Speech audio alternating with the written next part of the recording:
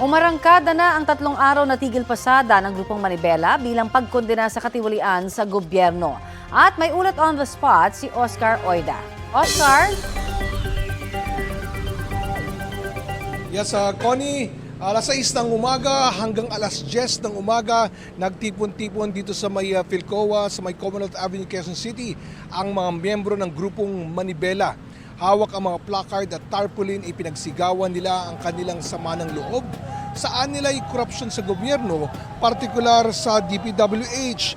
Ayon sa kanilang chairman na si Marval Buena, dapat daw ay matuldukan na ito sa lalong madaling panahon.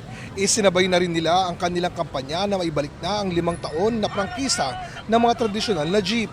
Ang pagkilos na ito ay bahagi ng ikinasan nilang 3 araw na tigil pasada sa iba't ibang bahagi ng Metro Manila. Habang nagaganap ang protesta, nakaantabay naman ang mga tauhan ng Quezon City Police District para mapanatili ang katahimikan sa lugar. Nakaredy rin naman ang mga libreng sakay ng Quezon City Government sakaling may mahirapan sa pagsakay. Bandang alas 10 ng umaga ay kusa din namang nilisan ng mga miyembro ng Manibela ang lugar. Wala namang na-stranded sa area bunsod ng pangyayari. Connie, bukod dito sa Quezon City ay may mga transport strike din kontra korupsyon sa may Alabang, Pasig, Parañaque, Las Piñas at iba pa. Connie? Maraming salamat, Oscar Oida.